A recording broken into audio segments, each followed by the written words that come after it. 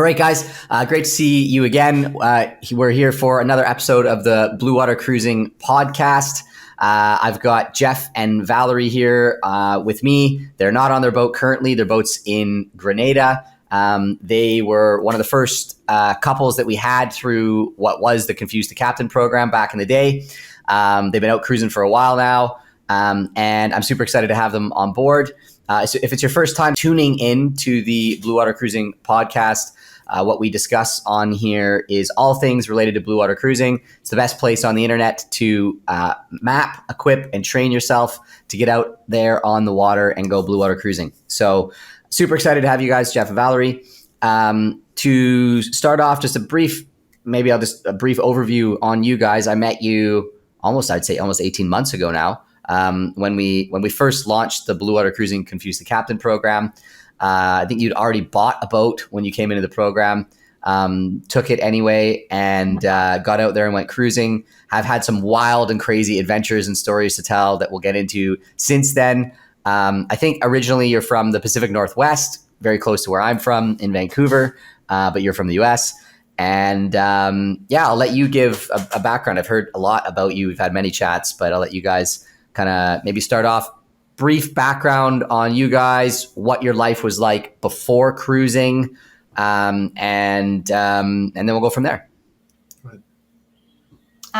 So we're from Graham, Washington, like you said, Pacific Northwest.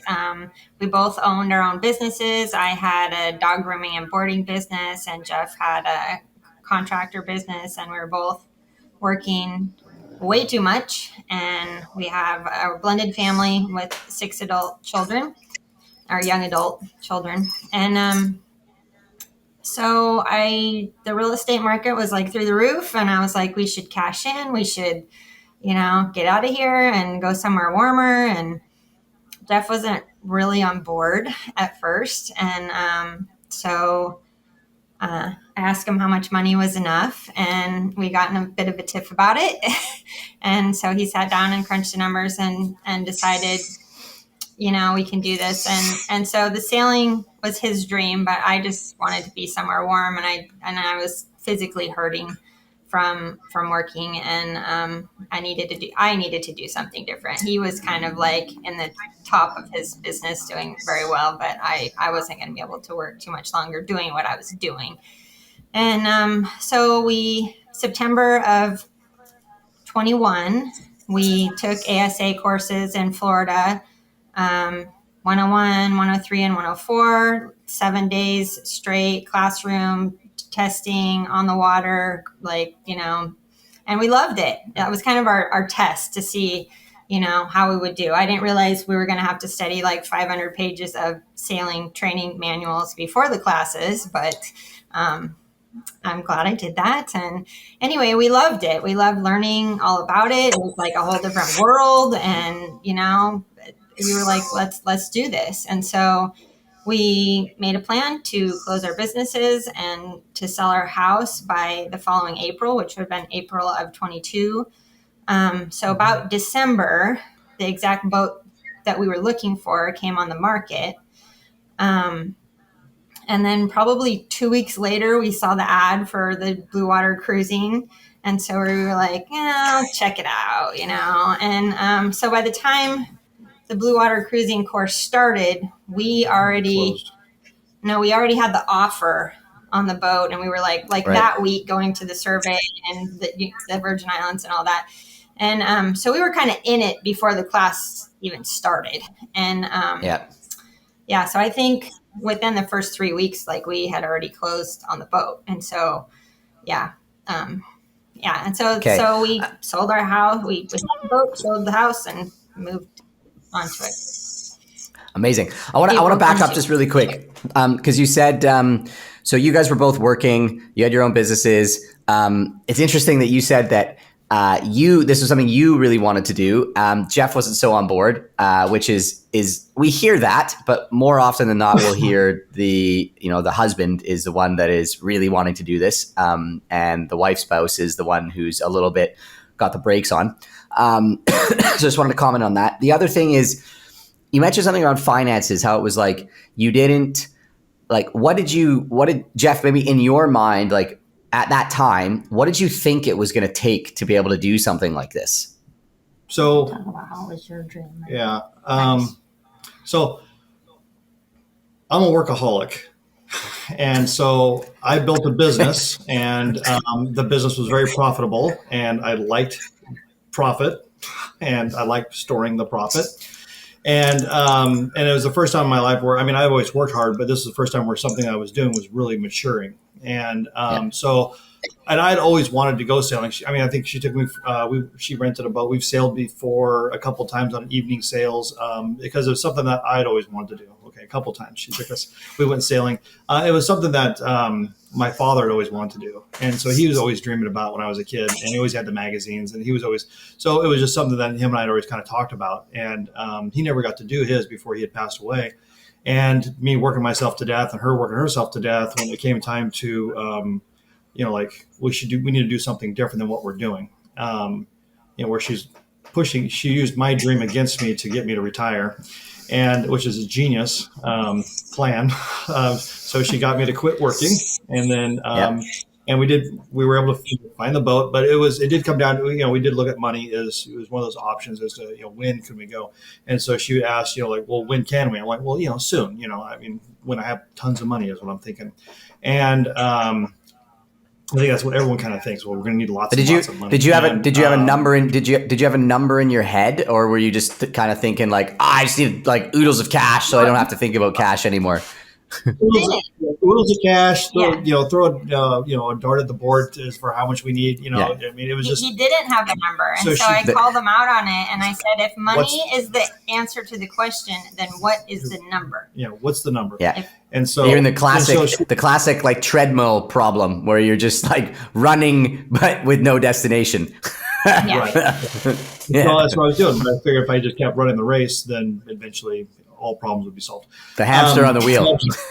Yeah. But she did. She pushed me. As like, well, then how much exactly do we need? And so I kind of started doing the rough math. What a boat costs. What I thought annual expense would be. And so I just kind of put a number together. Now I know you guys put this number together in Bluewater Cruising Essentials. The fundamentals. Fundamentals. Yeah. And so, fundamentals. And so, but I put it together, before I'd taken that class. I don't think I was that far off, actually. So when I did do the class, I was like, I already got my numbers, so it's easy. But I don't know how accurate my number was. I just put extra money in there for fluff to make sure. And so I did come up with a number. And so I give her back, this is the number. This is what we need. And she's like, well, how soon will we have that number? I went, hold on, I'll go back and I'll add it up to the bank account and see what we have. And it turns out, I came back to her. I'm like, it appears we have enough money now. And so that's kind of when the ball started rolling. I was like, I guess we're doing this, because I ran out of excuses. I called this bluff. Yeah. So, and so there we had enough money. We can buy, we can live, and see where the car's landed. And I did it at a time where I was young enough where if I wanted to go back to work, I could. If we did it for 2 years, 5 years, whatever it was, I could always either find income while on the boat, or return to work someday, whether living on the boat or not. That's a big question for a lot of people. Like, it's a big question mark. The finances thing. Like, how much money do I need to do this? And I think Valerie, like, you were onto something with that. I think a lot of people don't ever think, they don't ever stop to think like, well, specifically, how much do I need? They just think, oh, I need a ton of money and just, I'm going to work until it feels right. But it doesn't work that way. You need to set it, you need to figure out what the number is. And then I think the other big question that comes up for people is, Jeff, you nailed it, which is like, what happens when I'm, if I leave everything, we go and do this, and then we stop. What happens then? What am I going to do? And a lot of people, in my experience, like, that's a big question for them. And then they don't do it because they can't see beyond that. And so I'm curious at that time, like what, where you got to around that, both you and Valerie, because Valerie, you want to get out of your business. But like, where were you at around, where was that in your thinking? Yeah. And then also, because now the situation that you guys are in is you are beginning to transition out of this after going and experiencing it. And we'll get into that and how that came up. But if you can chat a bit about where your thinking was then versus the reality of what you're experiencing now. And is it how does that all land for you? Yeah. Well, because I've been in the same trade for 33 plus years, and I've worked in different aspects of that trade. I felt at the time, well, if it only took me X amount of years to build a business for myself and be able to produce, this nice profit margin, then even if it was 10 years later, I would still be young enough to be able to either one, use my craft skill set to earn a living, or work for somebody else and make someone else a bunch of money, of which I would get a salary on that. And I could do that all the way until I'm, Walker or whatever. I mean, I could do that for a long period of time. And so I think a lot of it was, we've put a lot of credit as far as like security, like the money gives us that security, but the money isn't really the security. Because if you're just going to use that as your security blanket and just put a bunch of money in the bank account, then that's all you're ever going to do. You're never going to really live life, because you've kind of been a slave to that, and you kind of tricked yourself into thinking that you need to have that. Now, like you said, we have been out there, we've doing it. We really haven't been working the whole time. And, and we still have, plenty, we still have a bank account with money in it. And on top of that, when we sell the boat, we still got that money. It's like, we didn't really spend a lot of money to do this. I mean, realistically, especially if you even wanted to compare what we've spent on how long we've been doing it, you really, it's not very much money that we've spent. And for the price of the adventure, it was a great value. That's what I was going to say, especially when you compare it to what you were able to experience. Yeah. Yeah. Yeah, exactly. And what that could have cost if you did it, I don't even know how you could have done it a different way to experience what we've experienced. And so to me, kind of worth every penny.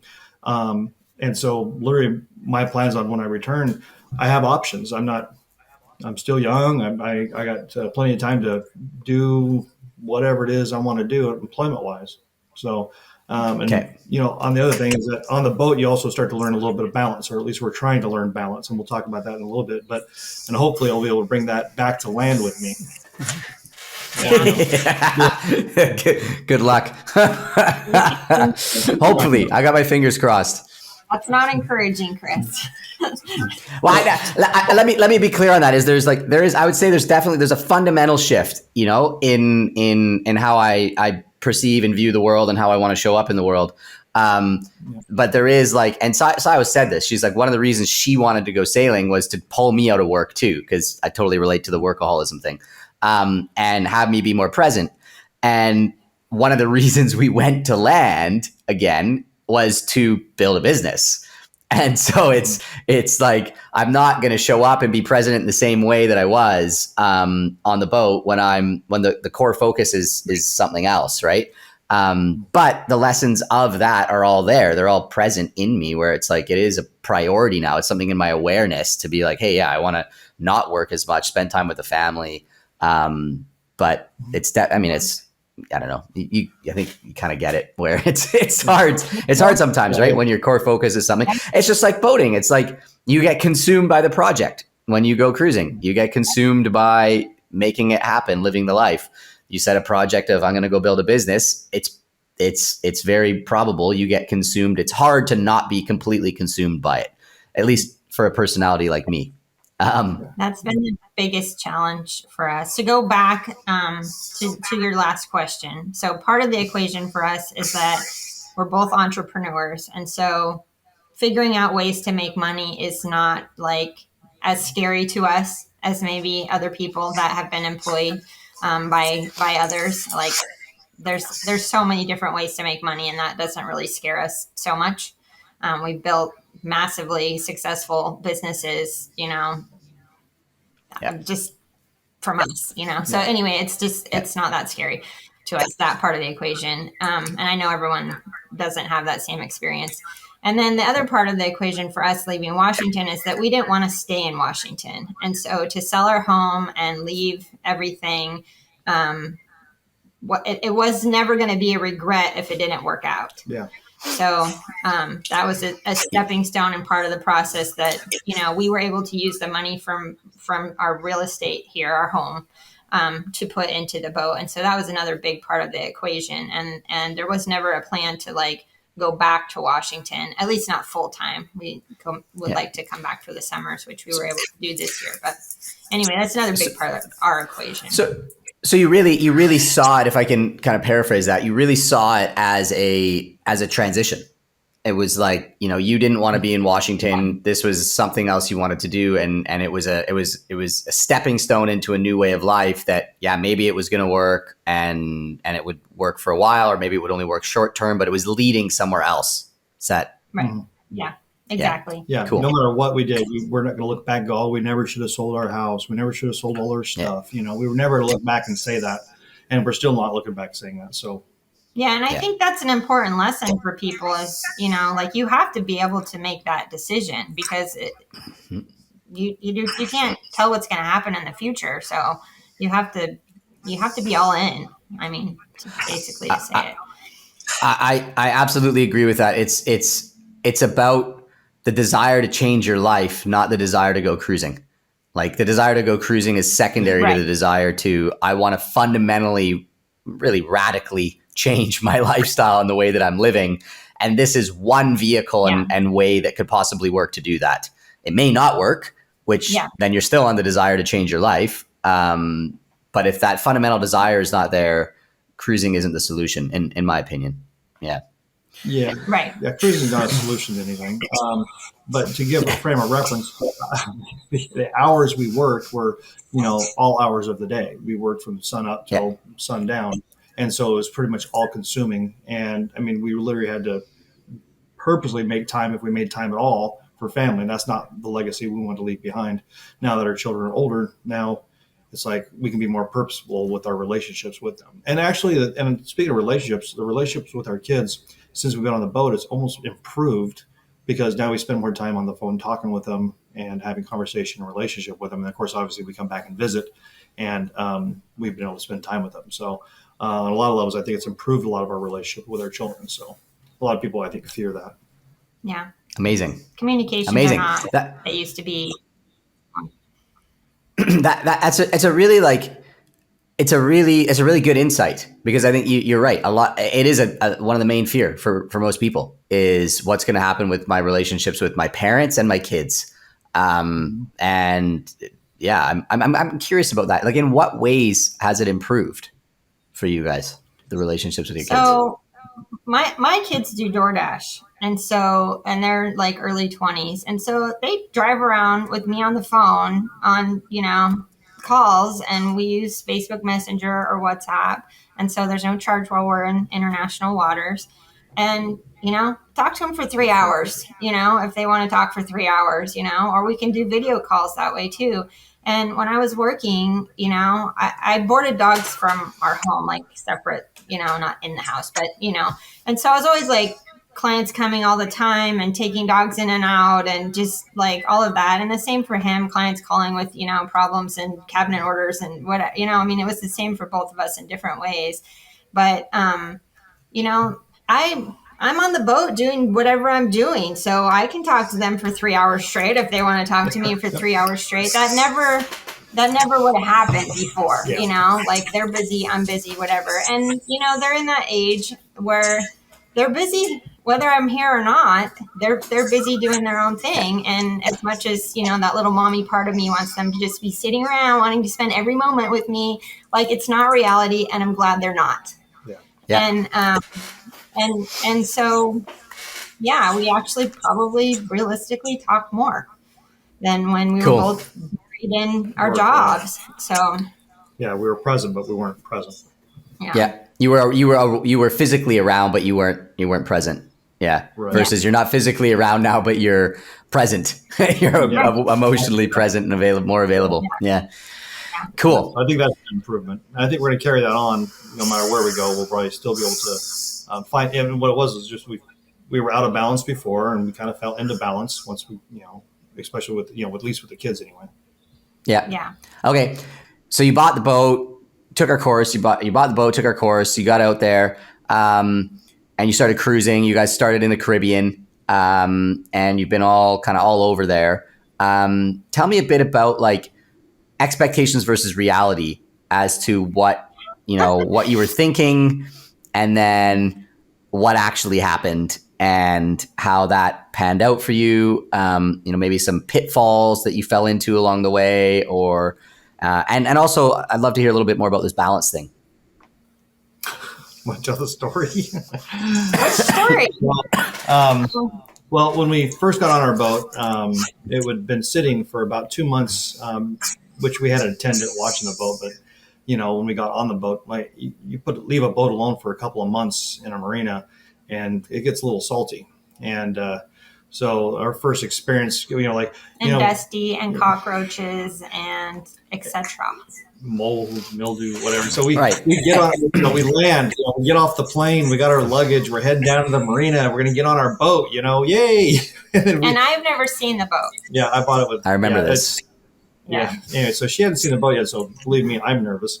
And so we get on the boat, and the first 4 days on the boat, like everything we touched was just either fell apart or was dirty or we're going through the old owner's stuff and trying to figure out what we need to keep and not keep, and meanwhile we're figure out what it is, figure out what stuff is even, and so we're just going through this. I don't think we talked for that whole 4 days. I don't think we barely said a word to each other, because that high of showing up to here we are at a boat to what have we done? What did we buy? And just trying to clean up 2 months of just sitting there of humidity and whatnot. So, we dug in, we scrubbed and we cleaned and then, and we fixed and we repaired. I have to tell the cockroach story. Yeah, I'd love to hear the cockroach story. I mean, that's not, I mean, I've heard cockroach stories before, but it is a bit to show up to a boat that is newly sold to you and have cockroaches is odd. Yeah. It's not super common. They were your little cockroaches. Yeah, they were the big black ones. 2 months. Still. And I'm sure there wasn't like the cleanest. So he found a cockroach in the toaster and he could not get it out for nothing. And he got mad, and we're in this state of just dealing, And so he was like, you know what? I'm going to teach this cockroach a lesson. And so he tied toasted the cockroach to the dinghy engine hanging off the half deflated dinghy off the back. And so the toaster is hanging from the propeller of the dinghy towards the water, just the toaster just hanging. The toaster. So we got dinghy, motor, cord, toaster hanging. Wait, he's not coming out. He's not coming back in the boat. The funnier part of the story is that I forget all about this because it was that way for like 4 weeks. Okay, 3 weeks. I don't know. And people would walk by the boat, and we're the very first boat, like anybody going anywhere in the marina, all the cruise ships, everything had to go by our boat, and people would walk by the boat and laugh. And I just got so mad one day. And I was like, it's not that bad. I mean, is our boat so bad that it's laughable? And I was just like, I've just had it, and like I get off the boat and I'm walking down the dock, and I was like, oh, it's the toaster. They're laughing at the toaster hanging off the dinghy. I suppose we can bring that down. Okay, yeah, that's probably like laughable, but it was just like, I don't know. I think that paints the picture like perfectly of like the mental status, Yeah. So do you think in hindsight, as far as like lessons learned around that, that it would be prudent for somebody who's I have to ask this question. It would be prudent for somebody who's looking at buying a boat to really take their time in the boat buying process and make sure that, really dig into that boat that they're buying to make sure that it is what it's represented as. For us, it was the tail end of COVID, and the boat was in BVI, and we couldn't get into BVI, and so we decided to have the survey done without us and have it moved to USVI. Yeah. And so I flew in to do a visual inspection of it, but the owner was not very forthcoming or wanting to show off his boat to me. Here I am. I'm here for 4 days. There's no brokers, just me and the owner. Yeah, neither broker showed up for that meeting. And the owner wasn't very transparent or willing to show the boat. No. Yeah, he was not interested in showing me anything. Right. So in hindsight, if you were to go through it again and buy a new boat, another boat, that would be a red flag for you, based on absolutely. If the owner is not willing to show off his boat that he's spent money on, he's cared for, if it's not some source of pride for that individual, then you need to run. because there's something very wrong with a boat owner who isn't willing to show off his boat. I think. I could be wrong, but I agree with you. I agree. But that being said, the boat was listed for a lot less than what we thought it should be listed for. We knew what was fine, like all the rigging was new and the sails were new, and like, structurally it was fine and everything. And so we knew what might be a problem, and we knew what was definitely fine. Like, everything. And so we decided, and still uneducated, we decided that we were willing to take the risk of what we knew might be a problem and get a better deal, because what we thought might be a problem still wasn't going to be more than the difference in what they were asking. And so that's what we did. But what we didn't realize is how much time we would spend sitting in marinas waiting for that work to be done and paying. Not even so much the cost of that, but the time of that was like, we did not understand that at all going into it. And so that's really a bigger consideration. Yeah. Yeah. It's you. I get it. I totally get it. You looked at it as what we would call like an opportunity boat. You're like, oh, there's an opportunity here to pick up a boat that is maybe undervalued. There's a little bit of work that needs to be done. But having not done this before, been educated, you didn't understand the implications of the money, but the bigger one is the time. What it actually takes while you're cruising, time wise, to fix a boat, time and energy wise to fix, to upgrade it, fix the things that are wrong with it. Yeah. I think it took me about 6 months to realize that we knew we bought a boat that might be a fixer upper. And then when it was, we got mad. That's funny. So you bought an opportunity boat, then realized that there was work that needed to be done, and then you're like, damn it. Yes, exactly. That's pretty much where we're at on that. So that's unrealistic expectation. I mean, that's to answer your question, that's it in a nutshell. I love that. To me, that's the biggest thing that I try and biggest point I try and get through when it comes to boat buying is it's like you want to get as crystal clear, and you never can be completely 100% clear, but as crystal clear as you can on what are the realistic expectations of what you're going to need to put into this boat, time and money wise, in the next 1 to 3 years. You could come up with, hey, I'm going to spend a whole bunch of money and a whole bunch of time, but then at least and you're like, your expectations are realistic. And if you have, and I think it's always better to have more conservative, realistic expectations, and then get lucky, or not even get lucky, but have it work out slightly better than you think. I was just going to say that the only good thing about walking into an opportunity boat is that you do spend that time in the boat, and therefore you do know where all the wires go and come from. You know where all the pipes go and go. You know where they're heading, and so you do get to know your boat much better than if everything worked. If everything just worked, then all of a sudden something comes up, you're like, I have no idea. And half the time I still feel like that. No idea. That's it. That's a very positive perspective on it, Jeff. I like it. I like that. I like that frame. It's a good one. It is true. So, I mean, I think that that sets a stage for the boat. And it's good to know that, I think, because I think, in my opinion, based on what I know about you guys and what you've done, I think from what I've seen, and maybe I'm wrong, but I think that you guys have, you've made a real crack at this and done some really cool stuff in, let's say, in spite of also having this kind of anchor, for lack of a better word, to deal with and improve. And you've also done amazing things with the boat in this time as well, to really transform it into a real cruising boat from a project boat. So I'd like to hear a little bit about how did you, so you walked into this holy crap thing, and what did you guys do to kind of transform that and turn it around, and how did that affect your lifestyle, the lifestyle that you had expected you were going to live, your relationship, these types of things? Yeah, actually, that's a real almost black and white question, because we actually, when we first got the boat, we did take on a passage, a 1,200-mile passage, with the boat being in the condition that it was when we bought it. Of course, the destination was a place where we could do some upfitting. and get some work done on it by others. And that we didn't realize needed to be done to the extent it needed to be done when we left. Which we call now challenges. Yeah. I call it baptism by fire. But. Okay. Yeah. That works too.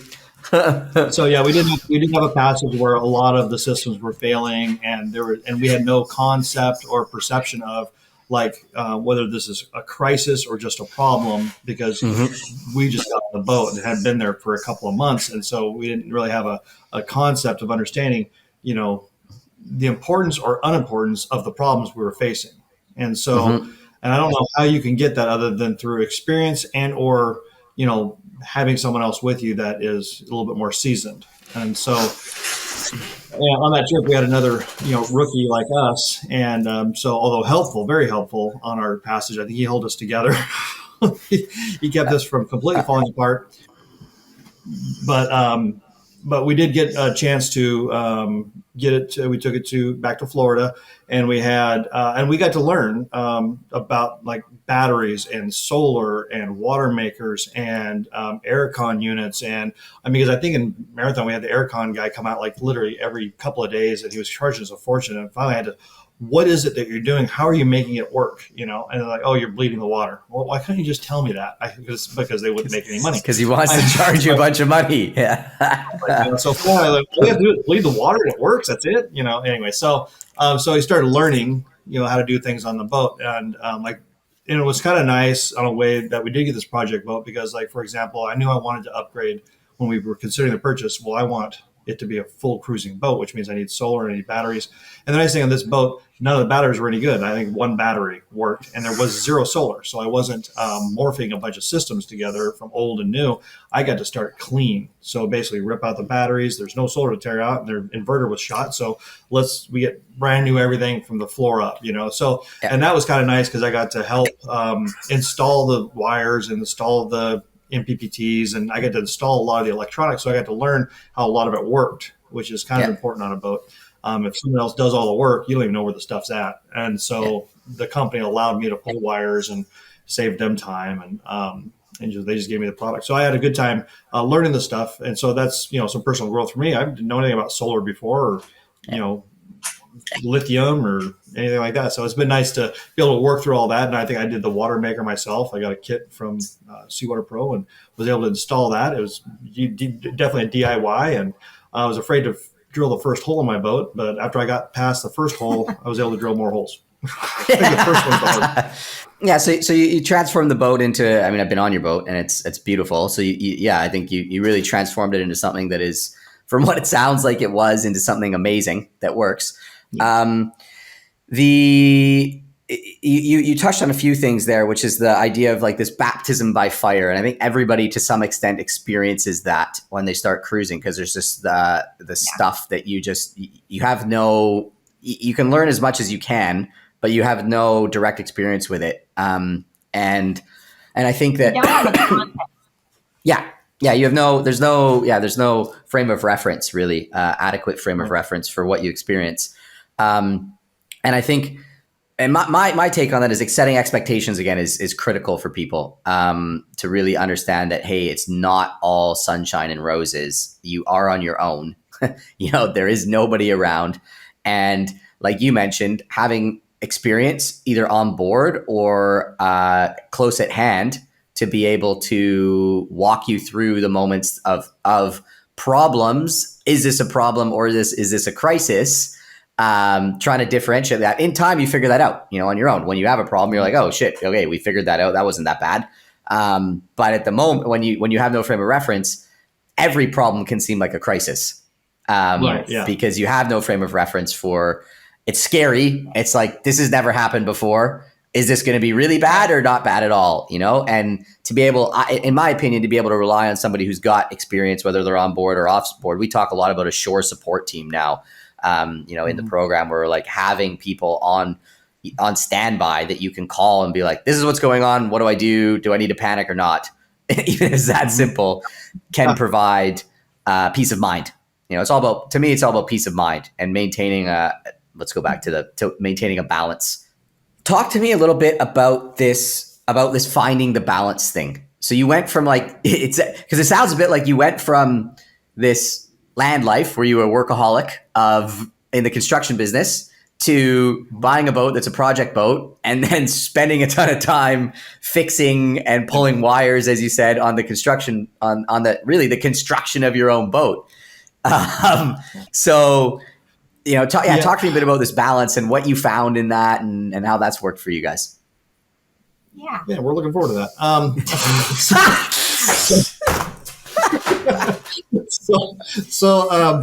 So yeah, it's actually, it's actually, I've spent a lot of time, a lot of hours, a lot of frustration, and I've neglected my relationships and everything else to try to make this boat 100% perfect. Like everything's going to be fixed. I still have this thought that if I have everything fixed, then I'll finally be done, and then I'll be able to enjoy the boat. That is completely false. Yeah. In fact, one of the biggest things that my wife and I during this off season, we've been discussing is my inability to balance, the work of the boat. And I was told before I bought the boat, after I bought the boat, since I bought the boat, like, a couple hours of cleaning, a couple hours of fixing, and then, close shop, be done. And now go enjoy the boat, go enjoy land, go enjoy the water, whatever it is that you want to go do, whatever. Go shut your brain off. And yeah, turn the brain. You don't need to do it. It'll still be there tomorrow. And so, because I thought everything was kind of in the crisis, like I categorized everything in the crisis mode. And realistically, if there wasn't water coming in the boat, I guess it's really not a crisis, And so, but seriously, that's the truth. Yeah. Everything is just a problem to be solved. Unless it's sinking. And you have to, it's not sinking. Yeah. You're fine. And I think it took us like 9 months to a year to really realize that, like this is just another problem. It's not that doesn't need to be elevated to crisis level. Right.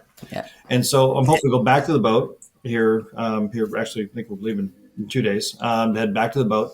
And obviously it's on the hard. So I want to take care of a couple things that I need to take care of on the hard, and then get it back in the water. And then my whole goal for the next, because we are selling the boat, but until we sell the boat, is that like I say, spend my time in the morning, and then be done at noon, or at least or some hour, and then literally turn it all off and try to enjoy the water, enjoy the land, enjoy my wife, enjoy the people, because we have this bigger community that we're sailing with. When we started, we had a couple of people on land we could call when we were in cell service. And now we've kind of fixed all that. So we have communications all the time now with like Starlink, et cetera, stuff like that. So now we can call anybody anytime. And there's a lot of people that we'll be sailing with when we leave Grenada. There's a group of us. It looks like we're going to be all leaving about the same time. So there's a lot of community there, and I want to enjoy that community. I want to enjoy what we're doing. I mean, we came out for a reason. I want to at least say that I enjoyed it. Otherwise, if I was to get off the boat now, I'd be like, yeah, it's a lot of work. It would be my comment. I'm going to go, oh no, it's a lot of work, but it was fun. So I want to be able to leave doing that. And so, but it's going to take me, balancing, work or projects with, downtime. So that's my biggest challenge facing me, is being able to turn it off. And what about you, Valerie?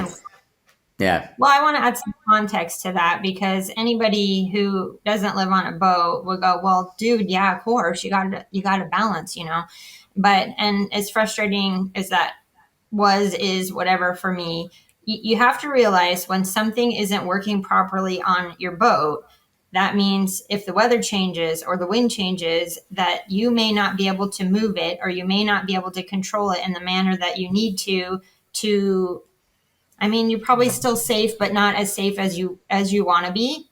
And then if you have to order a part, like going to the beach and hanging out for the day when you could have ordered the part yesterday when you knew you needed the part, but you prioritize fun over that, and then you're going to fix something and break two more things and have all those, things for all the things. Like, it's like prioritizing fun over the reality of that, and not being able to operate your boat if you need to doesn't make any sense. Right. It doesn't make any logical sense. And, but it doesn't matter. Like, you either are going to work yourself to death, or you're going to figure out a balance. And that's been a real challenge for us to figure out. And so I want to put that out there so that people can really, really think about it, because it's really robbed us of enjoying, all the beautiful places that we've been, because stuff needs to be taken care of and it needs to be a priority. And maybe it didn't. Yeah. Or you're going to be doing that every day. You'll never enjoy where you're at if you don't set those boundaries. Because like I say, it's like that common sense, that land logic that we have isn't necessarily applicable on a boat. Boat logic and land logic are not the same.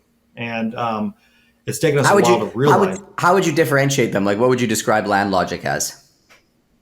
Well, land logic is, if it's broke, you fix it so it's not broke anymore. Okay. And then you'll have fun later. And eventually you're going to stop fixing things because you'll get to the end of the list. And I'm not sure that happens on a boat. A boat, you never end up at the end of a list, but on land, you may finish a list. But there's a lot of, I don't know, there's a lot of things that we've learned that did not transfer. Our first passage was a big lesson in that. Just like, I didn't feel like we knew enough that we should be sailing at night. And so we went into every anchorage, which added 4 hours to our day. And is actually more dangerous. Yeah. Like by a ton. But it took us, 10 days to 2 weeks of, doing that. Borderline trauma to learn the lesson, because you got to go back out of the channel in the dark, and there's boats that aren't lit up, and like, what are we doing? We could have just been out in the ocean where there's nothing to run into. So but the land logic is well, it should be dangerous to sail at night. That just seems like in the ocean. I mean, why would you do that? That's just from land logic. You just go, no, it's safe, hard anchor, get some rest, which we didn't. That's land logic. And sea logic is, no, you're in the ocean, just keep going. You're already in the ocean. If you're at a destination, just stay your course. So there's no reason to stop. Why are you stopping? That's sea logic. But again, we didn't know what we didn't know, and we didn't have another buddy boat. We sailed the first 7 or 8 months like totally on our own. No one was ever with us. There might be other boats that were kind of with us for a few days or here, accidentally. But there was never anyone that was going where we were going at anywhere near the same time we were going, or to the destination we were going to. And so we were just there figuring stuff out on our own, which was not usually the right way. So right. We did fine. We learned a lot. But as far as like logic, and like what's a problem and what's the best way to do things, we kind of did need to get to crisis mode before we called our friends on land that knew and or you and asked, should we be freaking out right now? No, not really, and okay. Yeah, okay. So and so that it would have helped big time to have a buddy boat with us. And not just anybody, that you have to be traveling the same speed and have the same priorities and values and destination generally in mind. So it's not as easy as just grab a buddy boat, but it was a game changer when we did end up sailing with someone. You got some community. Because when things went wrong, we had another hand. Yeah, and it was a game changer. Because that thought, I tell people that thought when you're out sailing in the middle of the ocean in the night, there's no other boats, there's no other pleasure boats to be seen anywhere, not on AIS, not anywhere. And that thought that I'm the only person on the planet that thought what I'm doing, where I'm doing it right now was a good idea. No one else thought it was a good idea because they're not here. No, not one person thought this was a good plan. The ocean's a big place, though. Right, exactly. The ocean's a big place. That's the truth. Yeah. And so, But there's comfort when there's 5 or 6 all boats still in the same place. Yeah. They're all heading the same place. Okay, I feel better. But what's even better is having that one person that you can call on the radio, and confer or whatever. Talk about 95% of your anxiety is just gone. Gone. And all of a sudden you can enjoy the passage. Just to have somebody else to run by. Yeah. It is a big game changer, at least we felt. For us. So I think I appreciate there's some challenges that you had, some crises moments. I think at the end of the day, though, you guys, you're doing it, and you're doing something that less than 1% of boat owners do. Never mind like the population. Let's like look at the population. How much of the population is boat owners? So it's very, very few people. When you look at it in context, actually, decide that they're going to actually have the courage to go and change their lives and be like, yeah, we don't like this anymore. We don't want to do this. We're going to go try and find a new way to live. Very few people actually end up making that decision. The allure of comfort or the allure of security, despite how painful it is, often wins out versus the fear of the unknown and not knowing what's around the next corner. So I think that, despite the challenges, and there's always challenges when you decide to go embark into the unknown, you're doing it, which is like incredible. Yeah. And I think that we've done it well. Yeah, and we're actually pretty good at it compared to what we've seen. Well, of course you're good at it because you've overcome all of these problems. You've had these. We don't even have to have functioning equipment. Yeah. We've got it. Got it. But no, we actually at one level we thought, well, we can watch other people and see what they're doing, and we'll do what they're doing. And then we started watching other people. Well, we're not doing that. Don't do that. So, that was like kind of a game changer. That was also land logic. They didn't last very long. So I have to ask a question because I remember you guys did your first passage and it was stressful.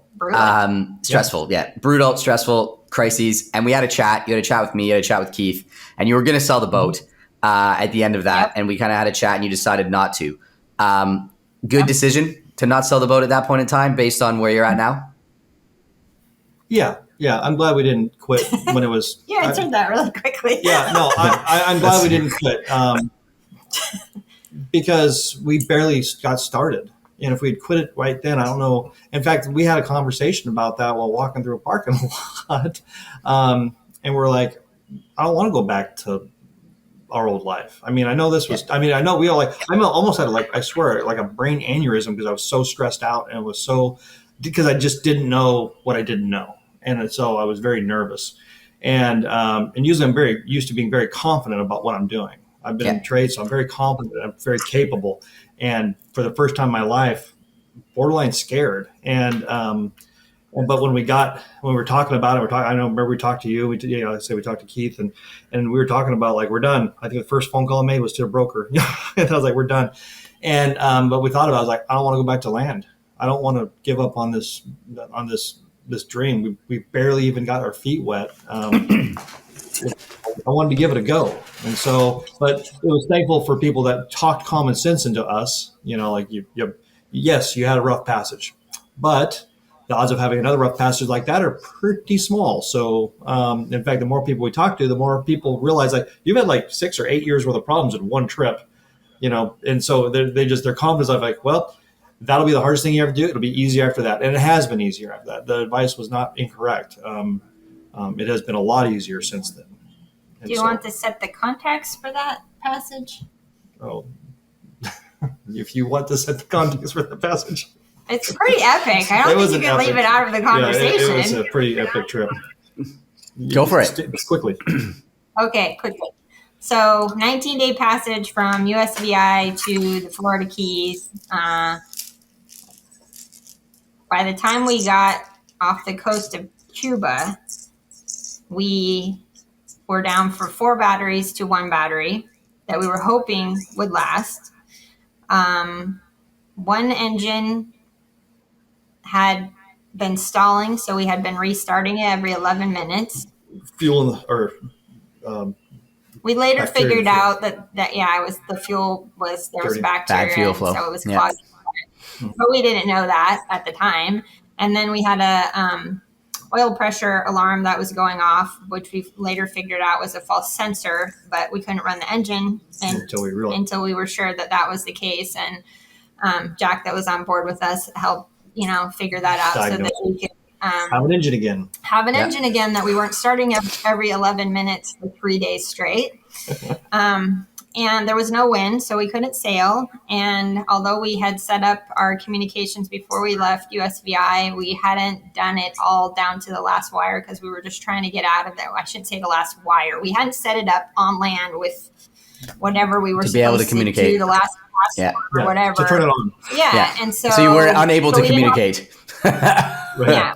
Any communications. We didn't have any internet for weather updates or anything for the last 5 days of that with anybody. Stressful. And and people don't realize once you're outside the U.S., there is no Coast Guard, there is no Navy, there is nobody. And we were at the very when you say you're on your own, I used to think, well, you're on your boat and you better know how to troubleshoot your own problems. No, you are by yourself in the ocean. You're on your own. It is next level on your own. And that's what it means. Yeah, well, the buddy boat comes in handy. Yeah, and so we were at the very end of the hurricane season. Yeah, end of the cruising season, heading into beginning of hurricane season. Yeah. Everyone else had already left. And so when we heard the first transmission from the Coast Guard over the radio, I was like crying. Okay, and we made it. Just like the first pleasure boats on the Keys, I was like, oh my gosh, because like if we had lost the last, if the engine had quit or we lost the last battery, we wouldn't have had navigation, we wouldn't have had power, we wouldn't have had engines, and there was no wind. So at the time, I didn't realize like we just would have drifted where we drifted, but I didn't even go that far, and so it was stressful. That was our first passage. Cruising is a series of high highs and low lows. Yeah, that was. We were like, and Anyway, it was stressful, and it was like, what are we doing? Why are we doing this? Why are we doing this? This is a lot, and this isn't fun. And so we reassessed though. We overreacted though. I'm glad that we gave it a shot. I'm glad that because I think we would have always like wondered, Yeah, of course. If we had pulled the boat done, we would have always wondered, like, if we hadn't just gotten mad and walked away, like what would have been, Yeah. And well, you did it. Yeah. You did it. You were like, okay, how many miles? Yeah. 4,000? Just 4,000. Shy of 4,000 miles we've sailed. Yeah, I mean, you did it. You gave it. You did it. You didn't just give it a shot. You did it. And it's like, I think we talked about that before. Like, you're selling the boat now, but on average, people cruise for 18 months. Like, that's 18 months, 3 years on the high side. Beyond that, there's very few people that last more than 3 years cruising, full time. That are like, that's their thing. Like, there's people that, there's people that they'll cruise like 6 months of the year and they do that for longer periods. But people that move on to the boat, this is the lifestyle. They want to get out there and get into it full time. Very rare to do it beyond 3 years because it's so much work. Like everything that you guys have just said. I mean, it's something we talk about a lot. Like the idea of I'm going to go do this for the rest of my life is absurd. Like it really is. Like it's because when I hear somebody say that, I'm like, you have no idea what you're talking about, really. And I mean that respectfully. It's like, you have no idea what you're getting into. So to say, I'm going to go do this for the rest of my life when you don't really know what that is, you don't know what you're saying. You're going to do what?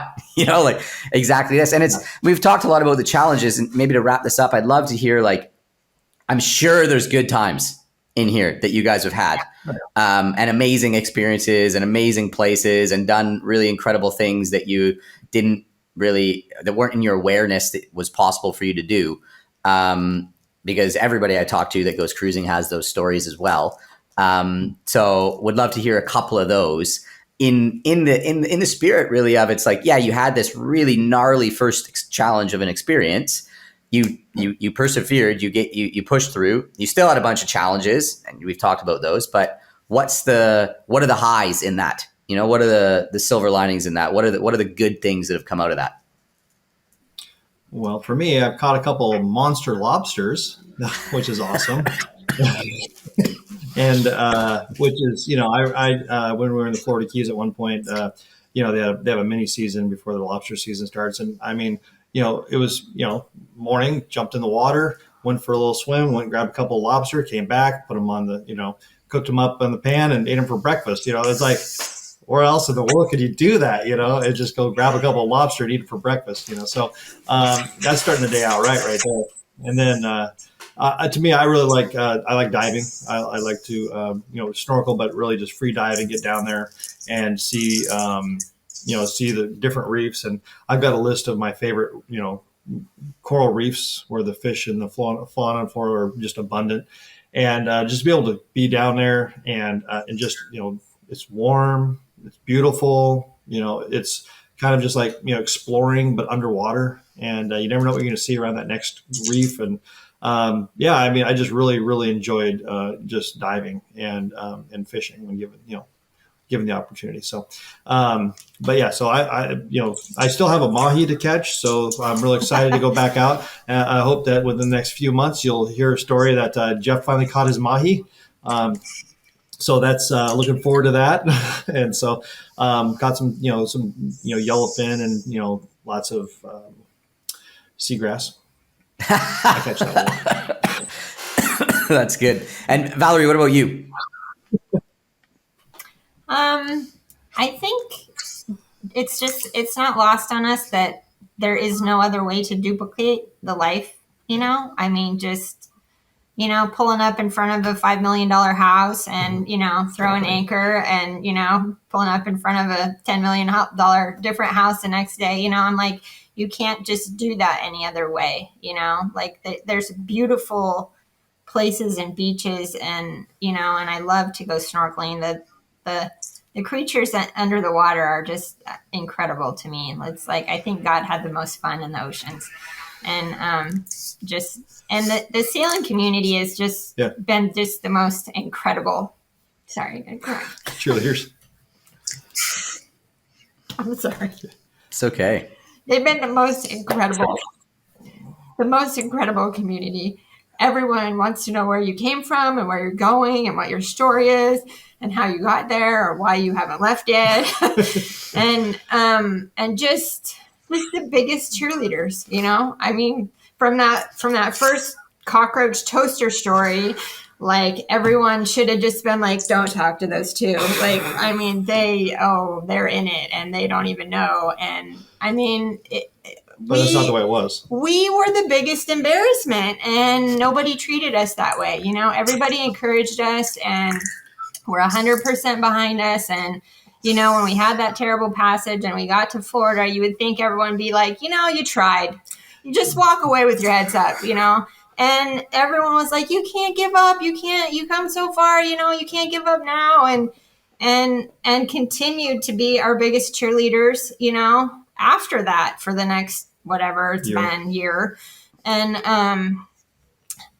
we have friends all over the world now and like good friends that we keep in touch with that it's amazing. And I have never been a part of any other community that has been, they'll drop everything to come help you. And we would do the same. Yeah, and, absolutely. And it just reminds me of a simpler time. And I have just so appreciated the sailing community in every way.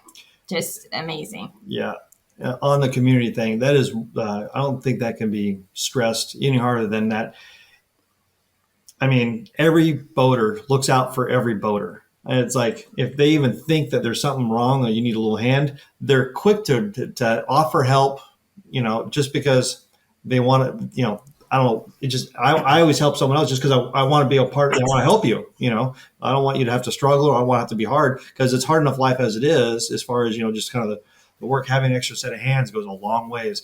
And I mean, I've had cheerleaders. I mean, I'm not a mechanic, just so you know, but there was a mechanic on a boat who told me how to replace a rear main seal on a diesel engine. What? And I did it just on what he said. And it turned out it was way easier than I could have possibly imagined. And to me, that was like kind of like climbing Mount Everest to me, like, because I've avoided engines my whole life. I don't want to break them. Anyway. And so just the encouragement that everyone gives each other out here. And just the fact that you're not really ever alone. There's always someone right around the corner as well, to give you a hand to help you out if you needed it. So, unless you're just sailing at the end of the season. Right, unless everyone already left. But But even just to kind of sum up, even though that we're leaving the boat, and we're selling the boat, we are going to move back to land. But we learned a lot while living on the boat that we're going to take with us back to land. Just like balancing your life, making what's important. And so it literally forever changed us. And I hope that will be evident in our life when we do return to land, that there will be a balance of work and play, and that we're able to enjoy our lives, not just work ourselves to death. So, I mean, that's, if we got anything out of it, I think, we found hopefully we find this happy medium. I mean, we're still working on it. We're still not there yet, but I think we will be. Yeah, I totally resonate with that. I think it's to use a cliche analogy, it's the old whatever doesn't kill you makes you stronger. And it to me, it sounds like, this balance thing that you're searching for and you've kind of found there is like, it was part of the reason that you decided to go cruising. It was like, hey, life's crazy. We're working all the time. We need balance. Let's change our lives. So the change was made not necessarily to go cruising, but the change was made to seek this, again, like I said at the beginning, to seek a different way of living. And you guys have gone through this experience over the last 18 months or so and realized a lot of those things come up in a different way when you just change the context of how you're living your life, which I think this is my own personal belief. You what? We are both still part of the equation, so the problem is still there. The problem is still there, but it's like you see the problem. I believe like it's important to do things like this to get to change, because you see the problem in different ways. Yeah. Like when you don't, when you just do the same thing over and over and over again, the problem is there, but you almost become like desensitized to the problem because you're just doing the same thing over and over again. Yeah. When you change, when you seek to have new experiences, do new things, step into the unknown, the problems that you have show up in different ways and they become more apparent. And then you're like, holy crap, I really need to do something about this now.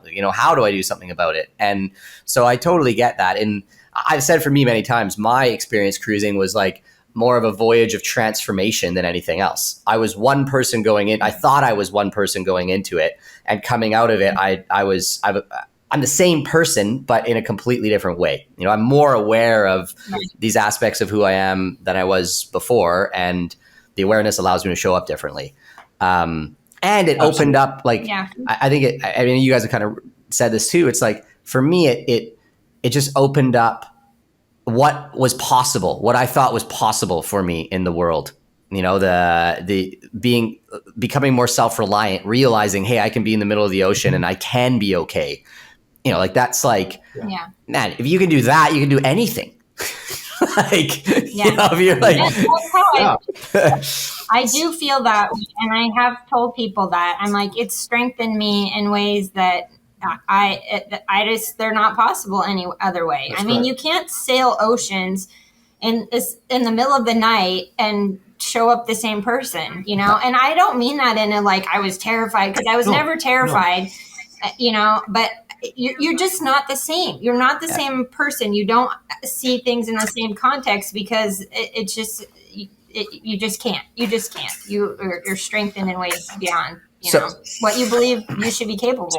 So I have two questions to end with. First one is, and I love to ask this to everybody that goes cruising. If you knew what you knew now, and you were like, hey, should we buy a boat and go do this again? Would you make a different decision overall? Not like, of course, there's a bunch of little decisions that you would make differently for it to come out better, but the overall decision of going to experience the cruising lifestyle, is that like, do you regret it? Or is it like, no, I'm glad we did this. I would do it again because it's an experience that we needed to have. Yeah, and that's what I would say is I do not regret it at all. It has taught me more about who I am than anything. And we did get to learn a lot of new things along the way, which is fine.